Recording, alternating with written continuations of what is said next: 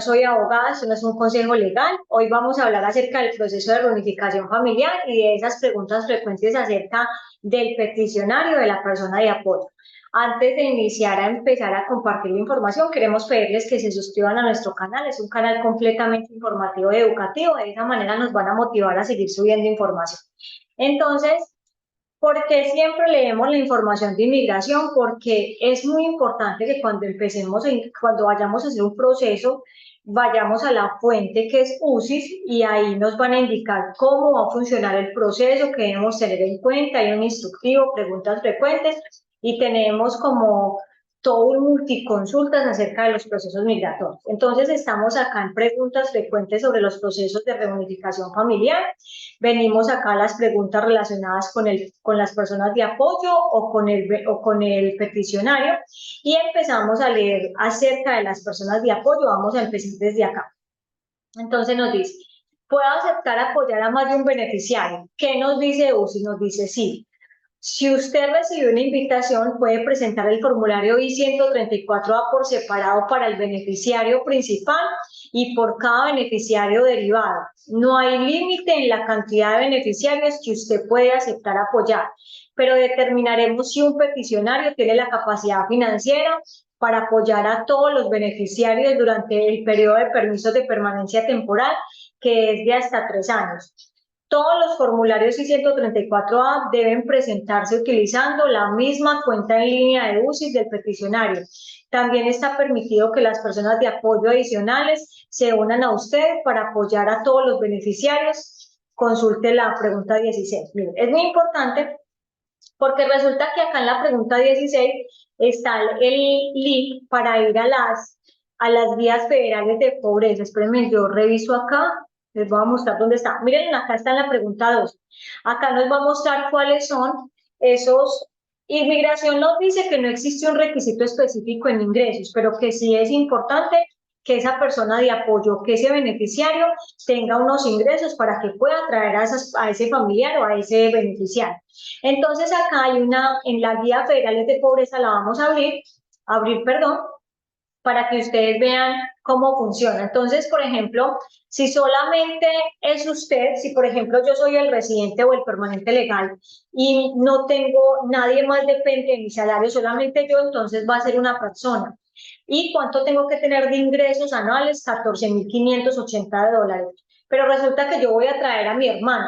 Resulta que yo soy ciudadano americano y voy a traer a mi hermano. Entonces, ya no va a ser solamente una persona que depende de mí, que soy yo, sino también mi hermano. Entonces, van a ser 2 personas. Entonces, resulta que tengo que tener ingresos anuales de 19.720 dólares. Pero resulta que yo soy la ciudadana y vivo, o soy la residente y vivo con mi esposo y tengo 2 hijos. Conmigo son 4 personas que dependen de mis ingresos y voy a traer otras 2 personas, entonces vamos a hacer 6. Acá se tienen que ubicar cuántos ingresos deben de traer, deben de tener al año, cuántos ingresos deben tener al año, 40.280 dólares para que pueda traer a esas 2 personas. Igual inmigración nos hace la salvedad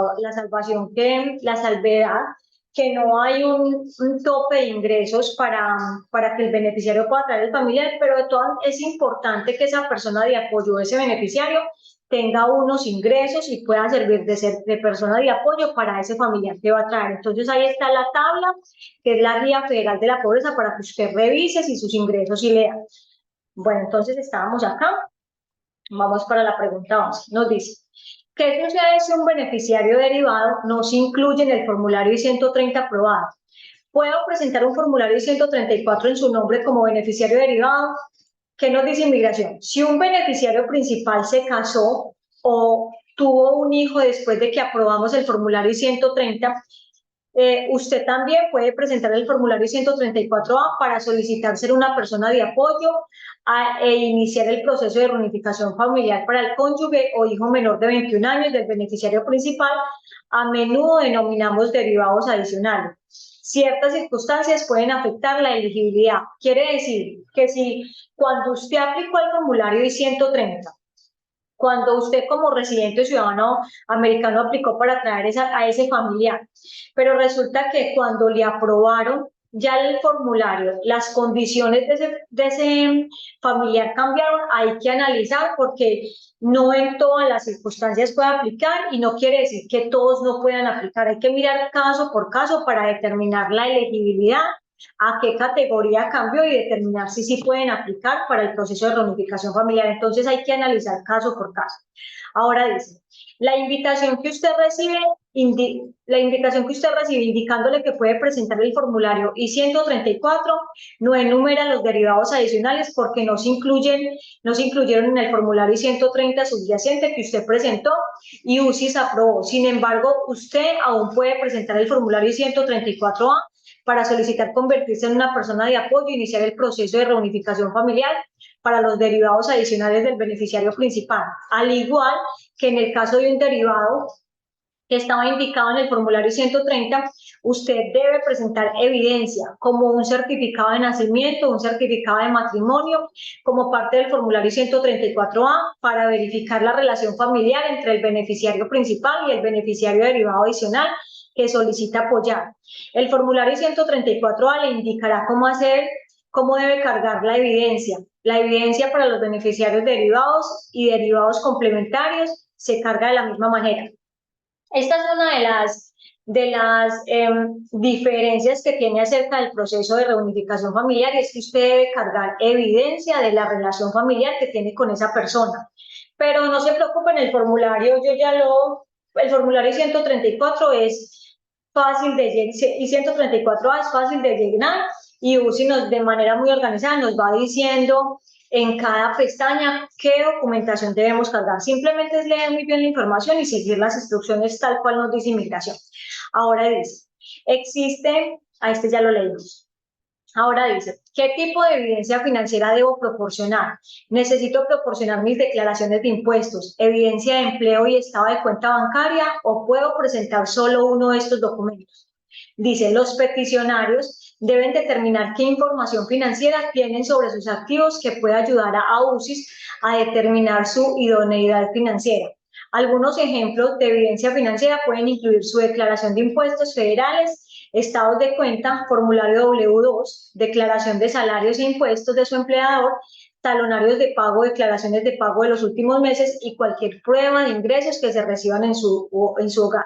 Quiere decir que esta es la documentación financiera que se tiene que presentar para usted determinar si puede ser persona de apoyo para ese beneficiario que va a traer. Pero la plataforma nos va a decir qué documentaciones necesitamos, pero mire que aquí ya nos están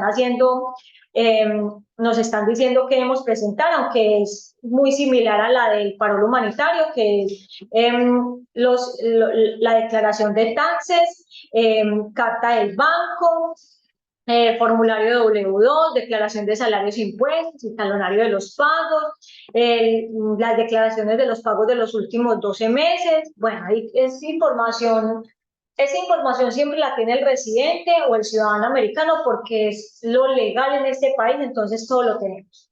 Ahora nos dice, ¿podrá ver el beneficiario de mi formulario 134 mi información financiera incluida la evidencia que proporcioné? El beneficiario es la persona que vamos a traer de Colombia, El Salvador, Guatemala, Honduras, es decir, ese familiar que vamos a traer a los Estados Unidos para la reunificación. ¿Qué nos dice Inmigración? No.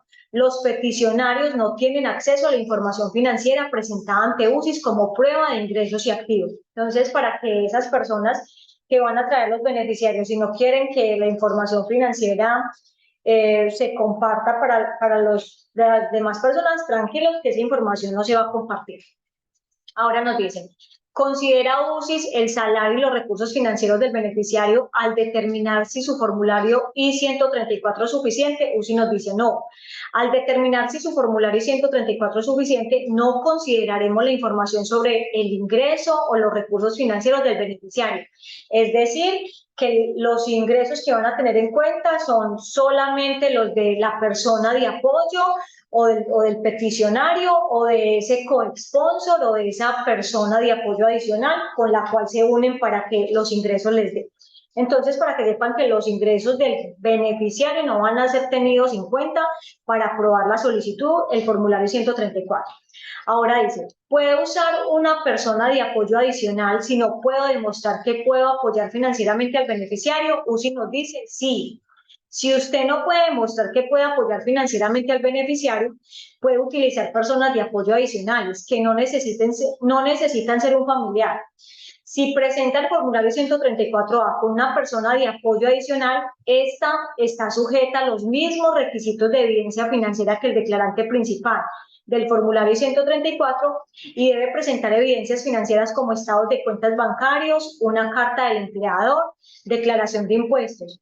Una persona de apoyo adicional presentará su propio formulario 134A, pero si tiene que demostrar una persona de apoyo no presentar, perdón, una persona de apoyo adicional no presentará su formulario 134A, pero si tiene que demostrar su capacidad para apoyar al beneficiario durante el periodo del mismo de permanencia adicional. En este caso, el peticionario presentará un formulario 134 e incluirá evidencia suplementaria que demuestre la identidad y los recursos que proporciona la persona de apoyo adicional y adjuntará una declaración que explique la intención de compartir la responsabilidad de apoyar al beneficiario. Quiere decir que si yo soy el residente del ciudadano y voy a traer a mi familiar desde Colombia o El Salvador o Guatemala hacia Honduras, pero resulta que mis ingresos no me dan, yo puedo unirme con una persona de apoyo. Esa persona de apoyo no tiene que ser un familiar.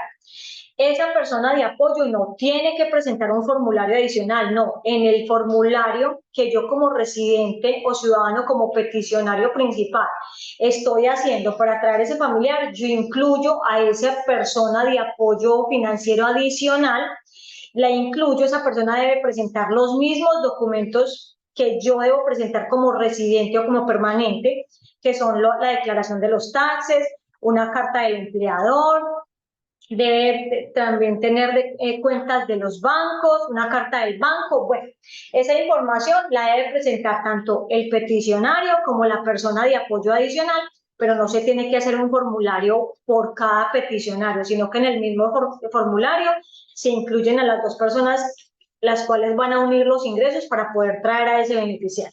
Espero haber sido clara con la información. Bueno, hasta acá fueron las preguntas acerca de esos peticionarios o esas personas de apoyo financieramente, para que ustedes sepan cómo funciona.